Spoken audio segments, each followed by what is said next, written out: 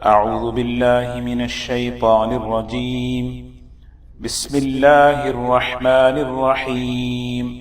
ولوطا إذ قال لقومه أتأتون الفاحشة ما سبقكم بها من أحد من العالمين إنكم لتأتون الرجال شهوة من دون النساء بل أنتم قوم مسرفون. وما كان جواب قومه إلا أن قالوا أخرجوهم من قريتكم إنهم أناس يتطهرون. فأنجيناه وأهله إلا امرأته كانت من الغابرين وأمطرنا عليهم مطرا فانظر كيف كان عاقبة المجرمين. صدق اللہ العظیم. یہ سورہ اعراف کی یہ آیات ہے. ان آیات میں اللہ تعالیٰ نے حضرت لوط علیہ السلام جو بڑے جلیل القدر پیغمبر گزرے ہیں ان کا تذکرہ اللہ تعالیٰ نے فرمایا اور ان کی قوم کا تذکرہ فرمایا. تذکرہ چل رہا ہے انبیاء علیہ السلام اور ان کی قوموں کے حالات کو اللہ تعالیٰ بیان فرما رہے ہیں، اور ان واقعات کے ذریعے سے اللہ تبارک و تعالیٰ اپنی سنت اور اپنا ضابطہ بتانا چاہتے ہیں کہ کامیابی اور ناکامی، عزت اور ذلت کیسے آتی ہے. سیدنا نوح علیہ السلام ان کی قوم کا تذکرہ فرمایا کہ بڑی اکثریت سب کی سب نافرمان، اور بہت کم لوگ جو ہے ایمان لے کر آئے. جو ایمان لے کر آئے اللہ نے انہیں کامیاب فرمایا. اور پھر اس کے بعد ایک بڑی طاقتور قوم آئی جسمانی اعتبار سے، قوم عاد. اللہ تعالیٰ نے ان کی طاقت کا تذکرہ کیا اور پھر فرمایا کہ دیکھو اپنی طاقت کے نشے میں یہ لوگ اللہ کو ناراض کیے، اللہ کی نافرمانی کیے تو اللہ کی طرف سے کیسے پکڑ آئی. پھر قوم سمود کا تذکرہ کیا جن کے پاس بہترین قسم کی استعداد، صلاحیت اور ٹیکنالوجی تھی اس زمانے کے اعتبار سے، لیکن اللہ ان سے ناراض تھا تو اللہ نے ان کے ساتھ کیا معاملہ کیا. اب یہ قوم ہے قوم لوط. اللہ تعالیٰ نے اس قوم کو بھی بڑی نعمتیں عطا فرمائی تھی. اس قوم کے پاس یعنی دنیاوی اعتبار سے بہترین قسم کے باغات، بہترین قسم کی نعمتوں کی فراوانی تھی، اور یہ قوم جو ہے ان نعمتوں کے نشے میں، ان نعمتوں میں مست ہو کر اللہ کی نافرمانی کی. سب سے پہلی نافرمانی انہوں نے شرک کیا، اور دوسری چیز انہوں نے لوگوں کے حق مارے. کوئی بھی راستے سے چلتا مسافر ہوتا اس کو روکتے اور اس کے مال کو جو ہے لوٹ لیتے. اور تیسری جو بڑی یعنی بہت ہی بدترین عقل کے اعتبار سے، شریعت کے اعتبار سے، فطرت کے اعتبار سے، طبیعت کے اعتبار سے جو گھناؤنی چیز تھی، خلاف فطرت تھی، جو حرکت، جو خباثت انہوں نے کی، وہ اپنی خواہش کو انہوں نے غیر فطری طریقے سے انہوں نے پورا کرنا شروع کیا. تو اللہ تعالیٰ کی طرف سے اس قوم پر پکڑ آئی. سب سے پہلے اللہ تبارک و تعالیٰ جب انسان راہ راست سے ہٹتا ہے تو اللہ تعالیٰ سمجھانے کے لیے پیغمبروں کو بھیجتے ہیں. حضرت لوط علیہ السلام یہ حضرت ابراہیم علیہ السلام کے بھتیجے تھے. ایک علاقہ ہے عراق کے اندر بابل، آج تو اس کا نام و نشان بھی نہیں ہے. اس علاقے میں حضرت ابراہیم علیہ السلام اور حضرت سارہ اور حضرت لوط یہ تینوں ہی تھے جو ایمان والے تھے. جب حضرت ابراہیم علیہ السلام پر حالات آئے تو وہاں سے انہوں نے ہجرت کی. جب ہجرت کی تو اپنے ساتھ انہوں نے اپنے بھتیجے کو بھی ساتھ لے لیا، اپنی بیوی حضرت سارہ کے ساتھ اور حضرت لوط کے ساتھ. تو حضرت لوط علیہ السلام اللہ تعالیٰ کی طرف سے ان کو ایک علاقہ دیا گیا، اردن ایک جارڈن جو ہے وہاں پہ ایک صدوم نامی ایک علاقہ تھا. 5 بستیاں تھیں چھوٹی چھوٹی، جہاں پہ آج کل ڈیڈ سی ہے، وہاں پہ اس زمانے میں ایک شہر تھا صدوم، اس علاقے کے لیے اللہ نے ان کو نبی بنایا کہ بھئی وہاں پہ آپ جائیں، آپ جو ہے اللہ کی بڑائی، اللہ کی قدرت اور اللہ کے احکامات کو سنائیں۔ تو حضرت لوط علیہ السلام وہاں پہنچے، تو وہی تذکرہ ہے یہاں پر، تو بڑا مختصر تذکرہ ہے حضرت لوط علیہ السلام کی قوم کا۔ سورہ ہود میں اللہ تعالیٰ نے بڑی تفصیل سے ذکر فرمایا، اور مختلف جگہوں پر بڑے اہتمام کے ساتھ، یعنی سورہ اعراف، سورہ ہود، سورہ شعراء، سورہ قمر، یہ یہاں پر اللہ تعالیٰ نے حضرت لوط علیہ السلام کی قوم کا تذکرہ کیا، تو سمجھے کہ یہ واقعہ کتنا اہم ہے اور یہ بات کتنی اہم ہے جو اللہ تبارک و تعالی ہمیں سمجھانا چاہ رہے ہیں۔ تو اس واقعے کے ذریعے سے تو واقعہ یہ ہے کہ ولوطن، سیدنا لوط علیہ السلام کا تذکرہ، اذ قال لقومہ، جس وقت کہ انہوں نے اپنی قوم سے کہا، اپنی قوم سے انہوں نے کیا کہا، اتأتون الفاحشہ، اتأتون الفاحشہ، فاحشہ کہتے ہیں بے حیائی کو، فاحشہ، زنا کو بھی اللہ نے قرآن پاک میں فاحشہ کہا، وَلَا تَقْرَبُوا الزِّنَا إِنَّهُ كَانَ فَاحِشًا۔ عربی میں جب کوئی لفظ بغیر الف لام کے آتا ہے تو اس معنی میں اور جو الف لام کے ساتھ آتا ہے اس معنی میں فرق ہوتا ہے۔ جیسے کتاب، کتاب کے معنی ہے کتاب، کوئی بھی کتاب، الکتاب قرآن پاک، ذالک الکتاب یہ خاص کتاب، کوئی اور کتاب کی بات نہیں ہو رہی۔ الحمدللہ الذی انزل علی عبدہ الکتاب، الکتاب یعنی خاص کتاب کا تذکرہ ہے۔ جب کسی بات کو، کسی چیز کو الف لام کے ساتھ کہا جاتا ہے تو خاص معنی ہوتا ہے۔ تو زنا بدکاری ہے مختلف قسم کے، لیکن الفاحشہ اس قوم کے اندر جو برائی تھی ایک خاص قسم کی بے حیائی تھی۔ ابن کثیر رحمۃ اللہ علیہ نے اس آیت کی تفسیر میں ایک بات لکھی ہے کہ اگر یہ قوم اس بے حیائی کو نہ کرتی اور اس کا تذکرہ قرآن پاک میں نہ ہوتا تو لوگوں کے ذہنوں میں یہ برائی کبھی ذہن میں بھی نہیں آتی۔ یہ ایسی چیز ہے کہ جس کو انسان تو انسان، جانور بھی نہیں کرتا، جانور بھی نہیں کرتا۔ تو ایسی بے حیائی انہیں سوجی، ایسی بے حیائی ان کے ذہن میں آئی، فطرت۔ حضرت لوط علیہ السلام نے سمجھایا یہ کیا کر رہے ہیں، اتأتون الفاحشہ، تم ایسی بے حیائی کیوں کرتے ہو، کیوں کرتے ہو ایسی بے حیائی کا کام، یہ خاص بے حیائی کا کام۔ ما سبقکم بہا من احد من العالمین، جس بے حیائی کو ساری دنیا میں تم سے پہلے کسی نے نہیں کیا۔ آدم علیہ السلام کی قوم سے لے کر حضرت لوط علیہ السلام کی قوم تک یہ بے حیائی نہیں تھی، اور وہاں سے یہ چیز چلی ہے اور چلی ہے۔ حضور اکرم صلی اللہ علیہ وسلم نے فرمایا مجھے میری امت پر جو ڈر ہے، کچھ باتوں کا آپ نے خوف ظاہر کیا، اس میں ایک خوف یہ ظاہر کیا کہ مرد مرد سے، عورت عورت سے اپنی خواہش پوری کریں گے، اور قیامت کی علامتوں میں سے علامت بیان کی گئی، اور اللہ کے رسول صلی اللہ علیہ وسلم نے لعنت ظاہر فرمائی، اللہ کی لعنت ہے اس مرد پر، اللہ کی لعنت ہے اس عورت پر جو اپنی خواہش کو غیر فطری طریقے سے پورا کرے۔ سیدنا لوط علیہ السلام نے سمجھایا کہ دیکھو ایک ایسی برائی، اسی لیے آدمی جو ہے اچھائی کا ذریعہ بنے، اچھائی کا ذریعہ بنے، میرے ذریعے سے اچھائی وجود میں آئے، میرے ذریعے سے گناہ وجود میں آئے اور اس گناہ کے پیچھے لوگ چلیں، یہ تو بڑی بدترین چیز ہے۔ تو حضرت لوط علیہ السلام نے سمجھایا کہ انکم لتأتون الرجال شہوۃ من دون النساء۔ اللہ تعالیٰ نے، دیکھیے سورہ اعراف اگر ہم دیکھیں، ہمیں یہ سمجھا رہے ہیں ہمارا خالق اللہ ہے، ہمارا مالک اللہ ہے، ہمارا رب اللہ ہے، اسی نے ہمیں پیدا کیا۔ جب اس نے ہمیں پیدا کیا تو ہماری ضرورتوں کو بھی اسی نے پیدا کیا۔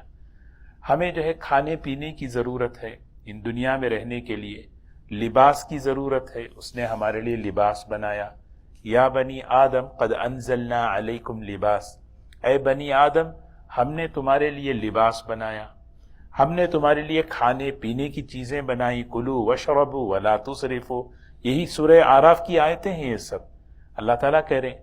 اسی طرح ایک انسان کی ضرورت ہے کہ اللہ نے اس کے اندر شہوت کا مادہ رکھا ہے، خواہش کا مادہ رکھا ہے، اور اس کو صحیح طریقے سے استعمال کرنے پر اجر اور ثواب اور نیکی بتایا۔ لیکن جب انسان اس خواہش کو، اس شہوت کو جب غیر فطری طریقے سے اس میں حد سے تجاوز کرتا ہے تو پھر یہ چیز اللہ کو بہت ناپسند۔ حضور اکرم صلی اللہ علیہ وسلم کی مسنون دعاؤں میں اگر ہم دیکھیں، آپ نے کیسی کیسی دعائیں امت کو سکھائیں، آپ نے جو مانگا ہے اصل میں ہمیں سکھایا ہے۔ اللہم انی اعوذ بک من شر منی، یعنی شیطان کے شر سے پناہ۔ منی یعنی منی جو ہے مادہ شہوت ہے، اے اللہ اس شہوت کے مادے کے شر سے میں پناہ مانگتا ہوں، کیونکہ جب یہ شہوت کا مادہ جب اس میں شر پیدا ہوتا ہے تو پھر آدمی کی جو ہے سوچ بدل جاتی ہے، تو اس کے شر سے پناہ مانگتا ہوں۔ یہ بڑی یعنی سوچنے کی چیز ہے۔ ایک جگہ فرمایا فَمَنِ ابْتَغَىٰ وَرَاءَ ذَلِكَ فَأُولَٰئِكَ هُمُ الْعَادُونَ، اللہ نے ضرورت رکھی ہے، اس ضرورت کو جب انسان غیر فطری طریقے سے پورا کرتا ہے وہ حد سے تجاوز کرتا ہے، باؤنڈری کراس کرتا ہے۔ تو حضرت لوط علیہ السلام نے اس قوم کو سمجھایا کہ دیکھو ایک تمہاری ضرورت ہے، اور اس ضرورت کو اللہ نے پورا کرنے کا ایک طریقہ بتایا ہے، ایک طریقہ بتایا۔ تو ہم نے کہا کہ یہ غیر فطری چیز ہے۔ تو قوم نے کیا جواب دیا؟ قوم کیا کہہ رہی ہے؟ آج کل بھی یہی الفاظ ہیں، آج کل بھی یہی چیزیں ہیں۔ جب اس طرح کی بات آتی ہے تو اس میں کون سی بڑی بات ہے؟ اس میں کون سی بڑی بات ہے؟ گناہ کو گناہ ہونے کے احساس کو ختم کیا جا رہا ہے۔ گناہ جو ہے، گناہ ہونے کا احساس جو ہے نا، اس کو برائی سب سے بڑی چیز کیا ہے معلوم؟ آدمی جب کسی چیز کو گناہ سمجھتا ہے تو توبہ کی توفیق ہوتی ہے، جب کسی چیز کو گناہ ہی نہیں سمجھتا پھر اس کو توبہ بھی نہیں کرے گا، اس کے لیے تعویل پیش کرے گا۔ اس وقت جو ماحول بنا ہوا ہے شہوت کا، خواہشات کا، اس طریقے سے ماحول بنا ہوا ہے کہ کسی طرح برائی کا احساس ہمارے اور ہماری نسلوں کے دلوں سے ختم کر دے، تو پھر کیا ہے؟ چیزیں آسان نظر آتی ہیں۔ ہاں بھئی اختلاط یہ تو کیا ہے، کون سی بڑی بات ہے؟ دیکھنا کون سی بڑی بات ہے؟ تو آدمی دیکھنا کون سی بڑی بات؟ جب آدمی دیکھتا ہے تو پھر کون سی بڑی بات جیسی زبان سے نکلی اس کی نگاہ جو ہے نا پھر جو ہے آزاد ہو گئی، پھر نگاہ آزاد ہو گئی، جو چاہے دیکھو، جس کو چاہے دیکھو، جو چاہے سنو۔ اللہ تبارک و تعالیٰ نے جو اعضاء ہمارے بنائے، خاص طور پر نگاہ، النظر سہم مسموم، بہت ہی زہریلی چیز ہوتی ہے۔ جب کوئی انسان کسی چیز پر غلط نگاہ ڈالتا ہے تو پھر وہاں سے جو صرف آنکھ کا کام دیکھنا نہیں ہے، آنکھ جب دیکھتی ہے تو دیکھنے کے بعد اس کا جو ہے نا اثر دماغ پر اور دل پر لیتی ہے۔ تو اسی لیے جب ہماری نگاہیں پاکیزہ ہوں، ہمارا سننا پاکیزہ ہو، تو ہمارے جذبات، ہمارے خیالات پاکیزہ ہوں گے۔ دیکھو نا یہ جذبہ کیسے گندا ہوا لوگوں کا، یہ چیز اصل ہے۔ اور یعنی ایسی چیز کہ جو جانور بھی نہ کرے، جس کو جانور کی بھی نہ سوجھے، ایسی چیز ان لوگوں کے ذہن میں آئی کہاں سے، اور ہم کیسے بچیں، یہ اصل ہے۔ یہ ایسے نہیں ہے کہ کوئی تاریخی بات قرآن پاک میں قوم لوط کی سنا دی گئی اور بس سن لیں ختم ہو گئے، نہیں، بلکہ یہ واقعہ آپ دیکھیں قرآن پاک میں کتنی جگہ بار بار اس کو اللہ ریپیٹ کر رہے ہیں، اس کا تذکرہ کر رہے ہیں۔ انکم لتأتون الرجال وتقطعون السبیل وتأتون فی نادیکم المنکر فما کان جواب قومہ، لوط علیہ السلام سمجھا رہے ہیں دیکھو تم کیا کر رہے ہو یہ کام۔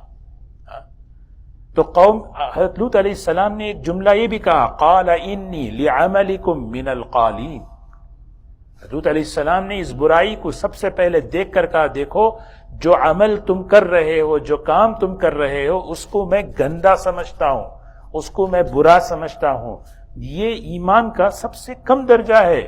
جب انسان برائی کو دیکھے، برائی کو دیکھنے کے بعد ہاتھ سے روکے، زبان سے روکے، نہیں کم از کم اپنے دل میں اس کو برا سمجھے، یہ ایمان کا کم سے چھوٹا درجہ، وذالک اضعف الایمان۔ لیکن جب انسان اس میں کیا حرج ہے، اٹس اوکے، یہ بھی صحیح ہے، یہ بھی صحیح ہے، جب انسان ایسا اس ترتیب پر آتا ہے تو پھر کیا ہے، گناہ کے گناہ ہونے کا احساس اس کے مزاج سے ختم ہو جاتا ہے۔ آج بچے جو ہے نا، ہماری نسلیں کہاں جا رہی ہیں، کہاں جا رہی ہیں، ذرا سوچیں۔ باطل انہیں کہاں لے جا رہا ہے، کہاں لے جا کر انہیں بٹھا رہا ہے، کن راستوں سے، کیا کیا وہ ناپاک گندی چیزیں ہیں، چاہے وہ ان کے دیکھنے کا ہو، چاہے ان کے سننے کا ہو، چاہے ان کے سننے کا ہو، چاہے دیکھنے کا ہو۔ دیکھنا پاک نہیں، سننا پاک نہیں، پڑھنا پاک نہیں۔ ایک آدمی جو ہے ناول کتابیں پڑھ رہا ہے، کون سی ایسی جس میں شہوانی خیالات کو بھڑکایا جاتا ہے، اس کی سوچ یعنی، اور دیکھا بھی وہی، دکھلایا بھی وہی جا رہا ہے، سن بھی وہی رہے ہیں، تو پھر سوچیں جو انسان کا دماغ جو برتن ہے خیالات کا، وہ پاکیزہ کہاں سے رہے گا؟ اب جب دماغ پاکیزہ نہیں رہے گا، خیالات پاکیزہ نہیں رہیں گے، تو پھر جو ہے نا انسان کے بھٹکنے کے بہت زیادہ چانس۔ اسی لیے اللہ تعالیٰ سے آدمی اہتمام کے ساتھ دعا مانگے، اہتمام کے ساتھ، اے اللہ اس شر سے، یہ کیا کہیں، یہ لت ہے، لت، اس سے ہم سب کی حفاظت فرما، ہماری نسلوں کی حفاظت فرما۔ یہ چیز ہمارے بڑے، اگر ہم دیکھیں ہمارے اکابر، ہمارے ائمہ، محدثین، مجتہدین اس کو اتنا سیریس لیتے تھے، آج ہم اتنا جو ہے نا اس کو ایزی لے لیے۔ اگر ہم ان کی سیرت اٹھا کر دیکھیں، امام ابو حنیفہ رحمۃ اللہ علیہ، ان کے درس میں امام محمد رحمۃ اللہ علیہ آ کے بیٹھ گئے، بالکل نوجوان کہ ان کی داڑھی بھی نہیں تھی، حضرت نے ان کو اٹھا دیا، کہا کہ جب میرے سامنے آ کے بیٹھو جب داڑھی ہو۔ اپنی نگاہوں کی حفاظت۔ حکیم الامت حضرت تھانوی رحمۃ اللہ علیہ کیسی بڑی بات کہتے ہیں، فرمایا دیکھو غور سے، اپنے تمام شاگردوں کو کہتے ہیں، دیکھو یہ ایسی چیز ہے کہ اس پہ مجھے اعتبار نہیں ہے، اور میں اس لیے تمہیں کہہ رہا ہوں کہ جو تم مجھے بڑا مانتے ہو، محبت ہے، عقیدت ہے، جب تمہارے بڑے کو اس پر اعتبار نہیں ہے تو تمہیں کیسے ہونا چاہیے، ذرا فکر کرو۔ آدمی جو ہے نا اس میں، حضرت شیخ الحدیث مولانا زکریا صاحب رحمۃ اللہ علیہ جب وہ بالکل ٹین ایج تھے، نوجوان تھے، بچے تھے مدرسے میں، ان کی تربیت کیسے، ان کے والد دیکھتے تھے کہ میرا بیٹا کس سے مل رہا ہے، بدگمانی نہیں ہے، تربیت ہے۔ خود لکھتے ہیں آپ بیتی میں حضرت شیخ کہ ظہر کی نماز اگر میں کسی طالب علم کے ساتھ پڑھ لیا، عصر اسی کے ساتھ کھڑا ہو گیا تو مجھے پوچھتے کہ بھئی آپ دوبارہ ان کے ساتھ کیوں کھڑے ہوئے؟ یہ کوئی بدگمانی نہیں، بلکہ ماں باپ کی اتنی توجہ اور نگرانی کہ ہمارے بچے کیا کر رہے ہیں، کس سے مل رہے ہیں، کہاں مل رہے ہیں، کیا کر رہے ہیں۔ اتنا محتاط جب آدمی ہوتا ہے تو حفاظت ہوتی ہے۔ تو اپنی حفاظت کہ سب سے پہلے اللہ سے آدمی پناہ مانگے، اللہ سے، اے اللہ تو ہماری ان سب گندگیوں سے حفاظت فرما۔ دوسری جو چیز ہے سب سے بڑی، آدمی اپنے سننے کو، اپنے دیکھنے کو، اپنے ان چیزوں کو پاک صاف رکھنے کی کوشش کرے، اس سے ہمارے خیالات کا، جذبات کا جو برتن ہے وہ پاک رہے گا۔ اگر یہ چیز گندی رہی پھر تو جو ہے کوئی گارنٹی نہیں۔ کیونکہ تیسری جو چیز ہے وہ اپنا ماحول پاک صاف رکھنا، ماحول کا بہت اثر پڑتا ہے۔ تو گناہوں سے بچنے کے، کیونکہ یہ جو دور ہے بے حیائی کا دور، اس دور کا سب سے بڑا جو فتنہ ہے وہ بے حیائی ہے، اور بے حیائی مختلف طریقوں سے آ رہی ہے، مختلف طریقوں سے، تعلیم کے راستے سے بھی آ رہی ہے۔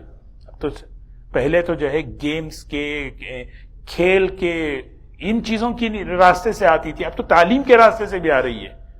تو سوچیں کہ اس سے کیسے ہماری حفاظت ہو، ہماری نسلوں کی کیسے حفاظت ہو، میرے گھر کی کیسے حفاظت ہو۔ اس سے پہلے بھی یہ بار بار یہ عنوان جب آتا ہے تو یہ حدیث میں نے بتائی، ایمان اور حیا، الایمان والحیاء قرنا، ایمان اور حیا دونوں جو ہے آپس میں کیا ہے؟ لازم اور ملزوم ہے، جڑواں ہیں، جڑواں ہیں۔ ایک کو ختم کرو دوسرا ختم۔ ایک کو ختم کرنے کا مطلب کیا ہے؟ ایک کو ختم، بے حیائی آ جائے گی، بے ایمانی خود بخود آ جائے گی۔ حیا ختم ہو جائے گی، رفع احدہما، دوسری چیز خود بخود ختم ہو جائے گی۔ اس لیے جو ہے نا اللہ ہم سب کی حفاظت فرمائے، آسان فرمائے ہمارے لیے، ہمارے بچوں کے لیے، نسلوں کے لیے، ہمیں تربیت کرنا ہمارے لیے آسان فرمائے۔ جتنا ماحول میں تخریب بڑھتی جا رہی ہے، بگاڑ بڑھتا جا رہا ہے، یعنی اسی لیول کا ہم جو ہے نا فکر کرنا ہے کہ ہم اور ہماری نسلوں کی حفاظت ہو۔ بگاڑ جس لیول کا ہو اسی لیول، ایسا نہیں کہ نہیں ٹھیک ہے، یا تو آدمی سمجھوتا کر لے گناہ سے، یعنی کتنی بڑی چیز ہے، یا تو پھر آدمی اللہ پر بھروسہ کر کے کوشش کرے، مایوس نہ ہو، حالات کبھی مایوس نہ کرے، لیکن آدمی فکر کرے۔ تو حضرت لوط علیہ السلام نے ان سے یہی کہا، ایک ایسی بے حیائی جو کبھی کسی نے دنیا میں نہیں کی وہ تم کیوں کرتے ہو، اور تم اپنی خواہش کو پوری کرتے ہو عورتوں کو چھوڑ کر۔ اللہ نے عورت بنائی، یعنی عجیب بات یہاں پر علماء نے لکھی ہے کہ جب انسان حرام میں پڑتا ہے تو حلال کی لذت سے محروم ہو جاتا ہے۔ آج جو ہے میاں بیوی کے اندر اختلافات کی ایک بنیادی وجہ یہ ہے کہ نظروں کی حفاظت نہیں ہے۔ آج ہم دیکھیں یہ ایک ایسا عنوان ہے کہ بڑی تفصیل ہے کہ آدمی جو ہے کسی کو دیکھ رہا ہے، کسی کو دیکھ رہا ہے، چاہے وہ تفریح کے عنوان پر ہو، چاہے وہ جو ہے ڈراموں کے نام پر ہو، جب اس کی نگاہ پاک نہیں ہوتی تو حلال میں لذت نہیں، بیوی اس نیک پارسا نیک خوبصورت بیوی اس کو اچھی نہیں لگتی۔ یہاں یہی پہ ہوا کہ اللہ نے ان کو جو ہے نا عورتیں دی تھی، اللہ نے ان کو، حضرت لوط علیہ السلام جب قوم کو سمجھانے لگے تو جب نہیں سمجھے، ایک وقت کے حضرت لوط علیہ السلام بس اللہ کی طرف سے ہاتھ اٹھائے تو اللہ تعالیٰ نے ایک نظام چلایا۔ سورہ زاریات میں اللہ تعالیٰ نے تفصیل بتائی، اللہ نے فرشتوں کو بھیجا، 3-4 فرشتے، حضرت جبرائیل، حضرت میکائیل، حضرت اسرائیل، سب چلے ہیں، نکلے ہیں، نکل کر جو ہے هل اتاک حدیث ضیف ابراہیم المکرمین اذ دخلوا علیہ فقالوا سلاما قال سلام قوم منکرون، جا رہے ہیں صدوم کی طرف، اردن کی طرف، لیکن راستے میں حضرت ابراہیم علیہ السلام کے گھر پہنچ گئے، پہنچ کر جو ہے وہ واقعہ سنایا۔ حضرت ابراہیم علیہ السلام دیکھے کہ بھئی کہ ماشاءاللہ مہمان آئے ہیں، مہمان آئے تو فوراً وجاء بعجل حنیز، بھنا ہوا گوشت پیش کیا، تو انہوں نے کہا ہم نہیں کھائیں گے۔ ابراہیم علیہ السلام ڈر گئے، کیونکہ اس زمانے میں جس کا نمک کھاتے اس پر ہاتھ نہیں اٹھاتے تھے۔ ابراہیم علیہ السلام سوچنے لگے کہ میرے گھر کا کھانا نہیں کھا رہے، شاید یہ مجھے مارنے کا ارادہ کیے۔ حضرت ابراہیم علیہ السلام نے کہا کہ آپ کیوں نہیں کھا رہے، کیوں نہیں کھا رہے؟ انہوں نے کہا کہ آپ گھبرائیں نہیں، ہم انسان نہیں، ہم فرشتے ہیں، ہم جو ہے جا رہے ہیں کہیں اور، یہاں سے گزرتے ہوئے آپ کو خوشخبری دیتے ہوئے جانا چاہ رہے ہیں۔ وہ خوشخبری کیا ہے؟ وہ خوشخبری یہ ہے کہ آپ کو اللہ تبارک و تعالی اسحاق بیٹا عطا کرے گا۔ ہاں، وہ پورا واقعہ ہے سورہ زاریات کی، اسحاق بیٹا عطا کرے گا۔ تو حضرت سارہ جو کھڑی ہوئی تھی وہ جو ہے جیسے ہی انہوں نے سنا کہنے لگی اَأَلِدْ وَأَنَا عَجُوزٌ وَهَذَا بَعْلِي شَيْخًا إِنَّ هَذَا لَشَيْءٌ عَجِيبٌ، میں جو ہے بانجھ ہوں اور یہ حضرت بوڑھے ہو چکے ہیں، کہاں سے اللہ تعالیٰ اولاد دے گا؟ قال، فرشتوں نے کہا اللہ تعالیٰ کے لیے ایک چیز آسان ہے، اللہ کر کے رہیں گے۔ اچھا، اب جا کر رہے ہیں، قال فما خطبكم أيها المرسلون، اے فرشتوں بتاؤ تو صحیح آپ کا کیا ارادہ ہے؟ اب انہوں نے کہا قالوا انا ارسلنا الى قوم مجرمین لنرسل عليهم حجارة من طين مسومة عند ربك للمسرفين فاخرجنا من كان فيها من، یہ بتائیں ہم جو جا رہے ہیں وہاں پر، ہم ان کو پتھروں کی بارش کرنے کے لیے جا رہے ہیں، اور اس قوم پر جو عذاب آیا نا اللہ کی طرف، دیکھیں نا سب سے بڑا جو جرم ہے وہ خدائی کا دعویٰ ہے۔ فرعون نے کیا، فرعون کو پکڑ جو آئی قرآن میں اللہ نے بیان کیا، اللہ نے فرعون کو پکڑا، کیسے پکڑا، لیکن جو سب سے بڑی بے حیائی تھی اس قوم کا جہاں تذکرہ کیا اللہ تعالیٰ سورہ ہود کے اندر، اللہ نے اس قوم کو 5 عذاب دیے، 1 نہیں 2 نہیں 3 نہیں 5 عذاب، 5 عذاب۔ ایک قوم گزری ہے جس کو 3 عذاب، قوم شعیب کو 3، لیکن اس قوم کو 5 عذاب اللہ تعالیٰ عطا فرمانے، کیونکہ اس قوم کا سب سے بڑا جو بنیادی جو گناہ تھا وہ تھی کیا ہے، کیونکہ کفر کے ساتھ اللہ مہلت دے دیتے ہیں، بے حیائی کے ساتھ اللہ تعالیٰ بالکل۔ اسی لیے حدیثوں میں یہ بات بتائی، اللہ بہت حیا والے ہیں، اتنی حیا والے کہ جب ہاتھ اٹھاتا ہے کوئی بندہ اس کے ہاتھ کو واپس لوٹاتے ہوئے شرماتے ہیں۔ اللہ کے رسول صلی اللہ علیہ وسلم حیا والے ہیں، آپ کی حیا کا تذکرہ، اور حیا ایمان کی صفت، حیا ایمان کی خوبی، جہاں قرآن پاک میں ایمان والوں کی صفت بیان کی، دیکھو حیا، جس چیز میں حیا آ جاتی ہے اس چیز کی خوبصورتی کو بڑھا دیتی ہے، اور جس چیز میں بے حیائی آ جاتی ہے اس چیز کی شان کو گھٹا دیتی ہے۔ بات کر رہے ہیں، بات کرتے کرتے بے حیائی کا جملہ بول دیں، پوری بات کا مزہ خراب ہو جاتا ہے۔ اس لیے اللہ کے رسول صلی اللہ علیہ وسلم اپنا تعارف کرا رہے ہیں، آپ نہ فحش نہ تفحش، نہ ارادتاً، نہ آپ کی زبان سے بغیر انٹینشن کے کوئی ایسی بے حیائی کی بات نہیں نکلتی۔ تو آدمی اس کی بہت زیادہ فکر کرنا ہے اپنے ماحول کے اندر، کہ ہمارے اندر، ہمارے مذاق میں، ہمارے بات چیت میں، ہمارے ٹیکسٹ میں، ہر چیز میں الفاظ، اور پھر ہر چیز میں جو ہے نا حیا غالب ہو۔ دیکھیے حضرت شعیب علیہ السلام نے فرمایا انتم قوم مسرفون، مسرف کہتے ہیں بارڈر کراس کرنے والے، حد تجاوز کرنے والے۔ تو اللہ نے جو ہے ہر ضرورت کو پورا کرنے کے لیے ایک باؤنڈری رکھی ہے، اس باؤنڈری کو کراس کر کے نہیں۔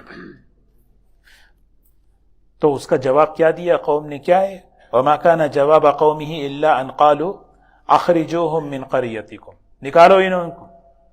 نکالو ان کو ان کے شہر سے، یہاں سے نکالو، ڈیپورٹ کرو، ان کو نکالو۔ یہ بڑے سمجھانے آئے اور کہنے لگے انہم اناس یتطہرون، انہم اناس، اس کا ٹرانسلیشن دیکھیں، انہم اناس یتطہرون، ہاں، ان کو نکالو یہاں سے۔ بڑے آئے اپنے آپ کو پاک بتانے والے۔ جب کوئی آدمی کسی کو کہتا ہے نماز پڑھ لو، بڑے آئے مولوی بننے، بھئی کہ پردہ کرو، بڑی آئے آپا بننے، بھئی فلاں کا، بڑے آئے تم یہ کرنے۔ انہم ان یتطہر عربی لفظ ہے، ہم جانتے ہیں تمہیں، تم اپنے آپ کو پاک بتا رہے ہو، اپنے آپ کو دیندار بتا رہے ہو کچھ نہیں۔ انہم اناس یتطہرون، یہ بڑی بے ادبی ہے۔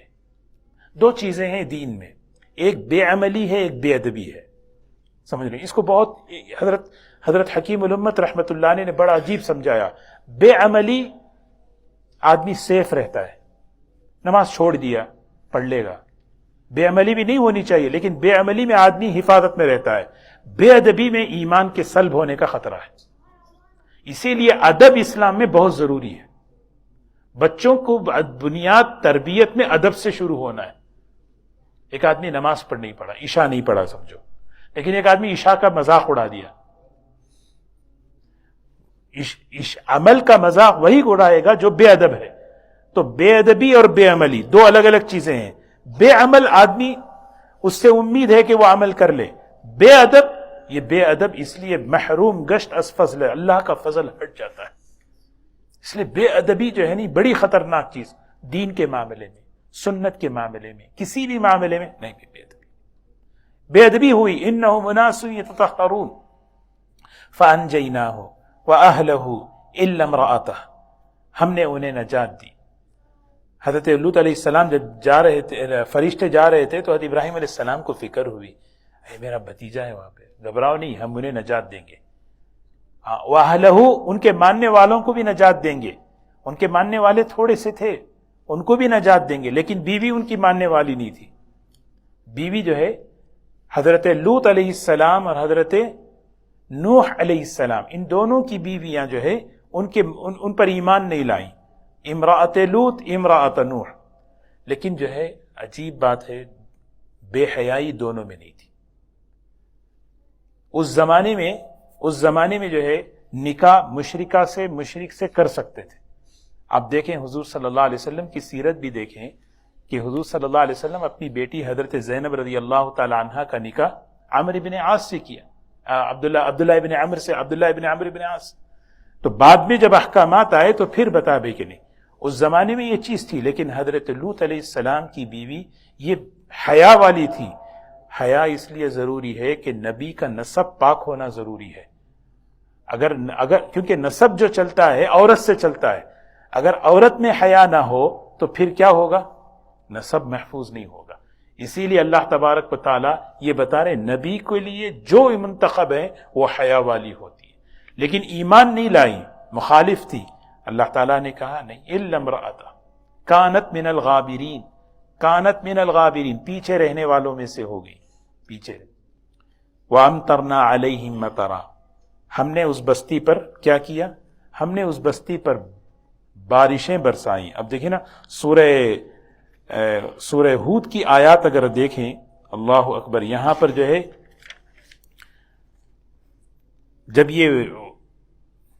یہ فرشتے پہنچے اس بستی میں، یہاں پر اس کا تذکرہ ہے۔ جب فرشتے انسانی شکل میں جب آتے ہیں بڑے خوبصورت ہوتے ہیں۔ حضرت جبرائیل علیہ السلام کبھی جب انسانی شکل میں آتے تو حضرت دحیہ رضی اللہ تعالیٰ عنہ کی شکل میں آتے۔ حضرت دحیہ بڑے خوبصورت تھے، حضرت دحیہ قبیلہ کلب کے۔ تو یہ فرشتے انسانی شکل میں آئے۔ جب یہ انسانی شکل میں آئے تو وجاءہ قومہ یہرعون الیہ، ارے یہ تو نئے کوئی لوگ آئے ہیں خواہش برائی کرنے کے لیے، اور قوم ان کے پیچھے دوڑ پڑی۔ تو حضرت لوط علیہ السلام گھبرا گئے، مہمان آئے ہیں باہر سے، یہ لوگ کیا کر رہے ہیں؟ ان کو روک کے کہا ہؤلاء بناتی ہن اطہر لکم فاتقوا اللہ، اللہ سے ڈرو، یہ میری بیٹیاں ہیں۔ کیونکہ نبی اپنی قوم کا باپ کی طرح ہوتا ہے، نبی اپنی قوم، بناتی سے مراد تمہاری جو بیویاں ہیں وہ میری بیٹیوں کی طرح ہیں، اللہ نے تمہاری خواہش کے لیے تمہیں عورتیں دی ہیں۔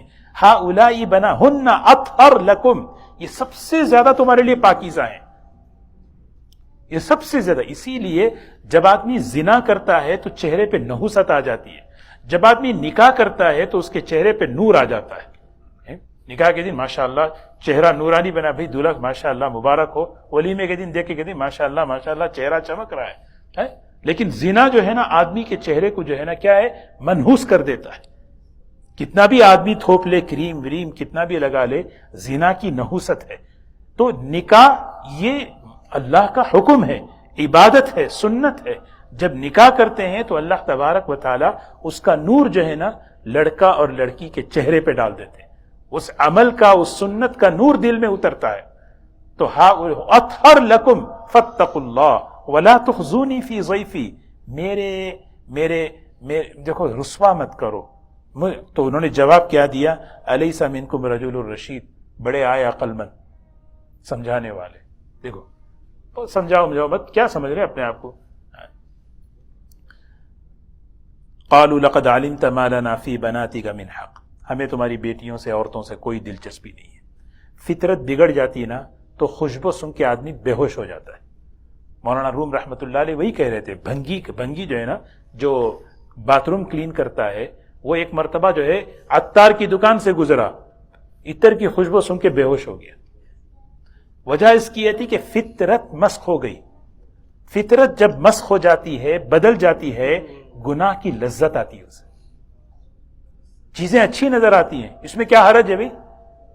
اس میں کیا حرج ہے؟ آدمی برائی دیکھتے برائی سنتے اس برائی، وہ فطرت مسخ ہو جاتی ہے، لیکن اٹس اوکے۔ پھر یہاں پہ کیا اسٹیٹمنٹ کیا ہوتے ہیں؟ یہ ان کا مسئلہ ہے، یہ ان کا پرابلم ہے، ٹھیک ہے کوئی مسئلہ نہیں۔ اور کیا خوبصورت الفاظ، انسانی حقوق ہیں، مساوات ہیں، ایکویلٹی ہے۔ اللہ اکبر، سے اللہ کا شکر ادا کریں، اللہ نے کتنا بہترین دین اسلام ہمیں عطا فرمایا، کتنا پاکیزہ دین عطا فرمایا، کھانے کے پاکیزہ طریقے، خواہش کے پورا کرنے کے پاکیزہ طریقے، یعنی یہ کتنی بڑی نعمت ہے اسلام۔ اگر اسلام نہیں ہوتا تو پھر آدمی کھانے پینے اور اپنی خواہش کے لیے کیا کرتا سوچے. کتنی بڑی نعمت ہے اللہ نے. اسی لیے دین جو ہے نا پوری زندگی کا دین ہے کہ آدمی اپنے خواہشات کو بھی کیسے پورا کرے. حضور صلی اللہ علیہ وسلم فرماتے ہیں خواہش کے پورا کرنے پہ بھی اجر ہے. صحابہ نے پوچھا اس پر اجر؟ فرمایا جی اگر یہی چیز کسی اور جگہ پوری کرتی تو گناہ نہیں ہوتا. تو اتنی بڑی بات. تو پھر اس کے بعد جو ہے نا حضرت لوط علیہ السلام جب نہیں مانے، فرشتوں نے کہا دیکھو گھبراؤ مت، ہم فرشتے ہیں، یہ کچھ ہم تک لن یصلوا الیک، ہم تک پہنچے گی بھی نہیں، ہاتھ بھی نہیں لگائیں گے، گھبراؤ مت. او اچھا آپ فرشتے ہیں. اچھا جب وہ آگے بڑھے تو حضرت جبرائیل علیہ السلام اپنا ایک پر جو ہے نا اس زمین پر مارے. زمین پر آج بھی جغرافیائی نقشے کے اندر وہ ہم لوگ جو ہے 95 میں ہم لوگ اردن گئے تھے جماعت میں، وہ اس جگہ پر ہم لوگ گئے تھے. اطراف کی زمین جو ہے اوپر، نیچے کی زمین نیچے سطح. آج بھی اس سمندر کا نام ہے، چھوٹا سا سمندر، اس سمندر کا نام ہے بحر میت، ڈیڈ سی. کیا ہے؟ ایک چیز، ایک مچھلی زندہ نہیں رہ سکتی. زندہ چیز ڈالو تو اٹھا کے اس کو مردہ بنا دیتی ہے.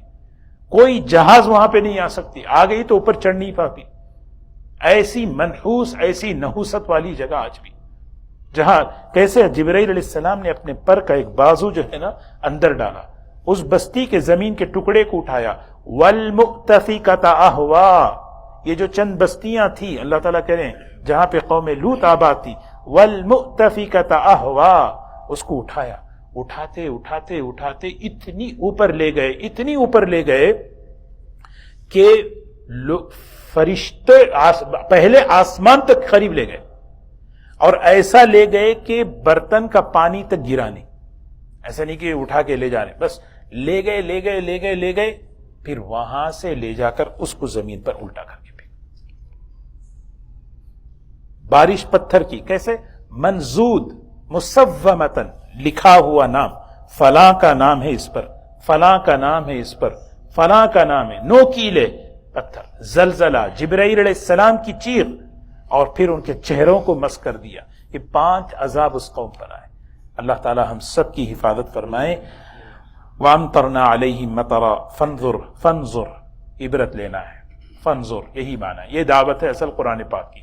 واقعہ بیان کرنے کا مقصد یہی ہے، فَانظُرْ، بس غور کرو، عبرت حاصل کرو، نصیحت حاصل کرو. کیف کان عاقبۃ المجرمین، مجرموں کی پکڑ کیسی ہوتی ہے، مجرموں کی پکڑ کیسی ہوتی ہے. دیکھیں جب کسی علاقے میں کسی فرد کو یا کسی قوم کو گناہوں کی سہولت ہو جائے، وہ خوش نہیں ہونا چاہیے، ڈرنا چاہیے، کیونکہ اللہ تعالیٰ پکڑنے سے پہلے ڈھیل دے دیتے. جو چاہے کر سکتے ہیں بھائی، جو چاہے کر سکتے ہیں. گناہ کرنے کی سہولت، جب ان لوگوں نے نہیں مانی بات، اللہ نے ڈھیل دے دی. کسی گناہ کے کرنے کی سہولتیں ایزی ہو جانا، فرد کو یا قوم کو انہیں فکر میں آ جائے کہ نہیں اب اللہ کی طرف سے مجھے جو ہے نا، کیونکہ اللہ کی ایک سنت ہے استدراج، املی لہم، اللہ تعالیٰ ڈھیل دینے، چھوڑ دیے رسی، کر لے جو کرنا ہے. اب اس کے بعد ان قیدی متین، جب پکڑیں گے نا، ایسے پکڑیں گے، اللہ حفاظت فرمائے، توبہ کی بھی توفیق نہیں ہوگی. اللہ ہم سب کی حفاظت فرمائے.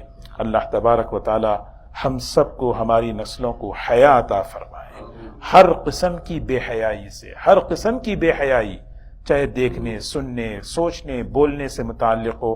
اللہ ہم سب کی حفاظت فرمائے. اللہ تعالی ہم سب کو ایمان کی، حیا کی حفاظت اللہ ہمیں نصیب فرمائے. سبحان اللہ بحمدہ، سبحانک اللہم بحمدک، نشہد ان لا الہ الا انت، نستغفرک ونتوب الیک. اللہم نور قلوبنا بالقرآن، وزین اخلاقنا بالقرآن، ونجنا من النار بالقرآن، وادخلنا الجنة بالقرآن. اللہم اجعل القرآن ربیع قلوبنا، وجلاء همومنا وغمومنا واحزاننا. اللہم انا نسألک الہدى والتقى والعفاف والغنى. نسأل الله العظيم رب العرش العظيم أن يشفي جميع المسلمين. رب اغفر وارحم وأنت خير الراحمين برحمتك يا أرحم الراحمين.